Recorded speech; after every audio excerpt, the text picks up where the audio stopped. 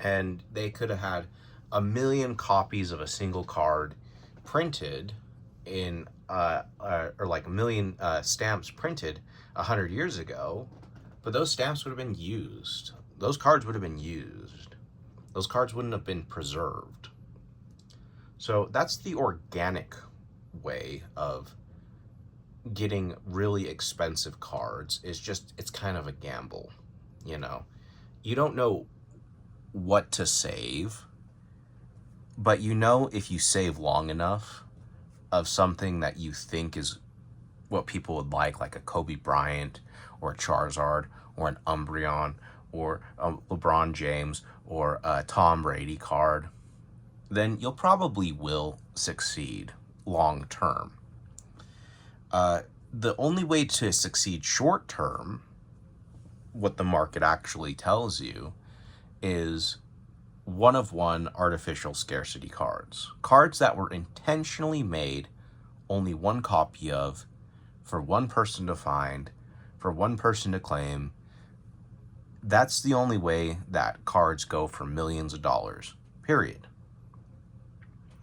So when you see in these newer markets, you see cards that have 10,000 population, 20,000 population in a grade 10. Okay? In a grade 10. So there's going to be 9,000 copies of a card in a grade 10 that got released in the last 5 years.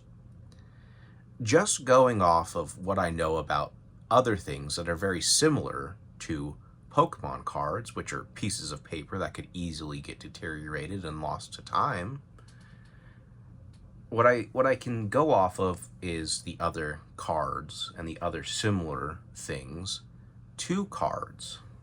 And they all point to red flags, saying that asking $2,000 for a modern card that's worth $20,000 is stupid. It just doesn't make sense. The long-term value of these cards just doesn't make sense because there's already so many of them graded, sealed in pieces of plastic. Plastic lasts a really long time. If you put them in that PSA plastic, it's definitely going to last 100 years.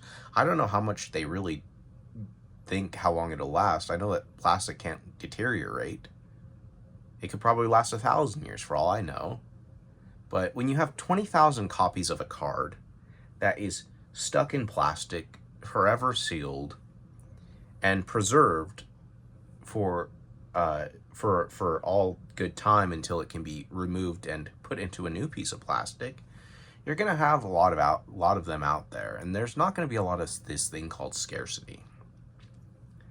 And you shouldn't be spending $2,000 on these cards. You should be spending good money on low population cards. You should be looking for cards that are low pop. And when I say low population, I mean 100 or less, 1,000 or less, 1,000 with a 1 in front of it. Not 2,000 or less, like 1,000 or less. Serialized cards, cards that are old, cards that are new, but you know, they're only making 100 copies of. That's what you should really be looking at.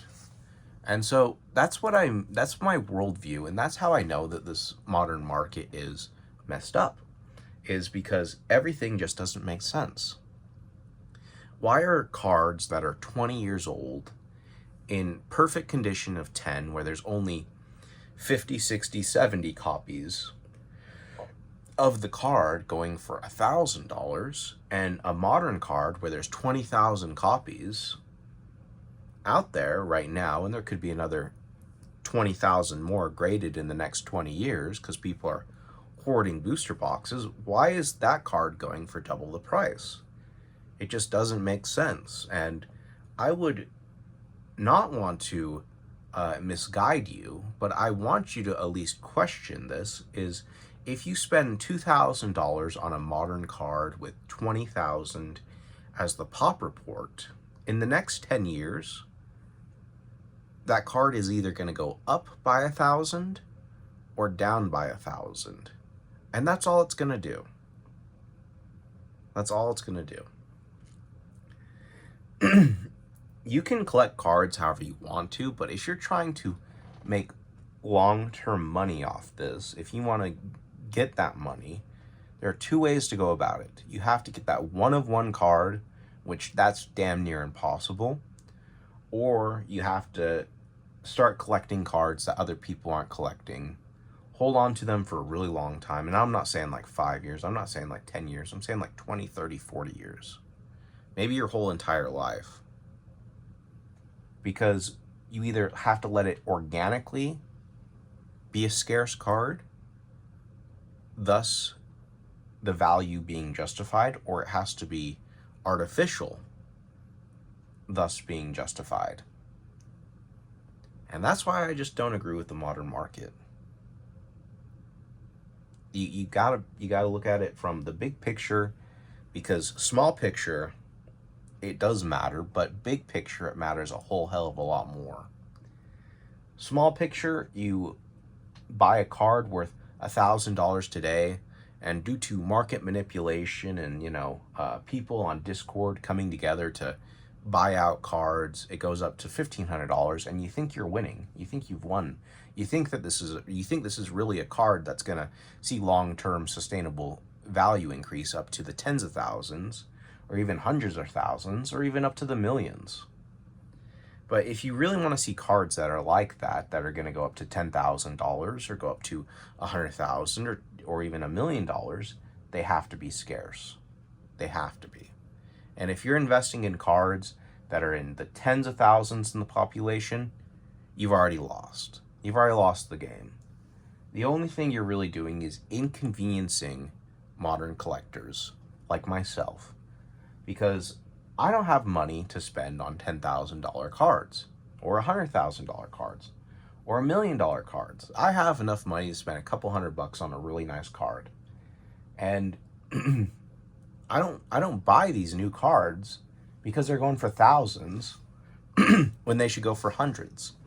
And I look off the pop report, and it doesn't lie. The numbers don't lie. There's way too many of them. Don't trust this shit. Don't spend thousands of dollars on this shit. Meanwhile, you're going to have people who are going to just show you price charting information about how it's gone up in the last month or two or whatever. And that's going to get you a couple $100. But that's not going to get you thousands of dollars. That's not going to get you tens of thousands of dollars. You've already lost the game by spending thousands of dollars on cards with too high a fucking population. And it's because you got fucking smoke blown up your ass listening to these fucking people. And you gotta look at the big picture. Stop listening to these people. I gotta stop ranting about this shit. Eventually, the market will return to normal. I'm old. I'm tired of this shit. I buy other cards. I look other avenues. I look for rare shit elsewhere.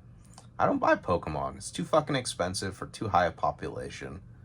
And I don't have time to sit and wait for 50 goddamn years on some of these cards, because I don't think they're really going to pay out.